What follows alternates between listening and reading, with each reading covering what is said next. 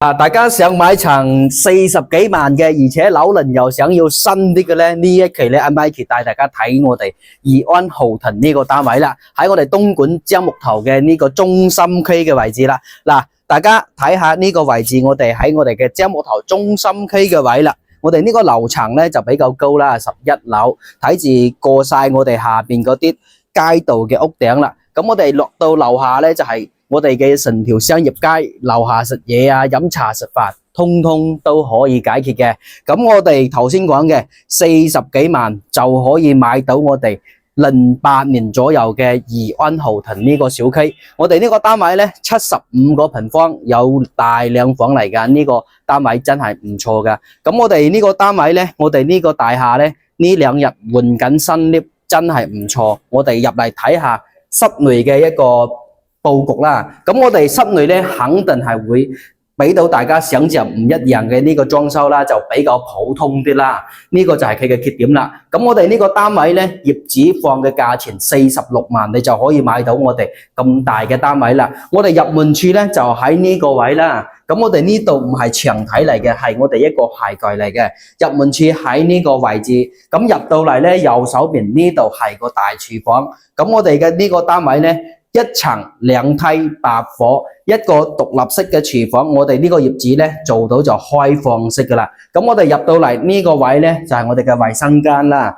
大家睇到我哋視頻，睇到我哋實體當中嘅呢層樓咧，我哋嘅狀態咧就會比較差啲，裝修就比較舊啲。但係我哋要同大家介紹嘅呢層樓咧就係價錢性價比高，而且位置咧亦都係喺我哋嘅樟木頭中心區啦。嗱，大家咁樣睇下我哋呢個客廳嘅採光度咧，其實係好唔錯嘅，可以講係話咧呢個採光咧比較舒適啲。咁我哋其實呢度仲係有面窗嘅，因為呢個業主咧佢喺呢度貼咗呢個膜，就唔顯得好明顯啦。按照目前嚟講，呢個採光度咧係冇問題嘅。我哋入嚟睇下房間廁啊。我哋嘅房間咧係比較大嘅喎，咁我哋呢個75平方咧係有2個廁所嘅。首先睇我哋呢個主人房咧，我哋呢個主人房可以擺張1.8米嘅床，右手邊入邊咧仲有一個廁所啊。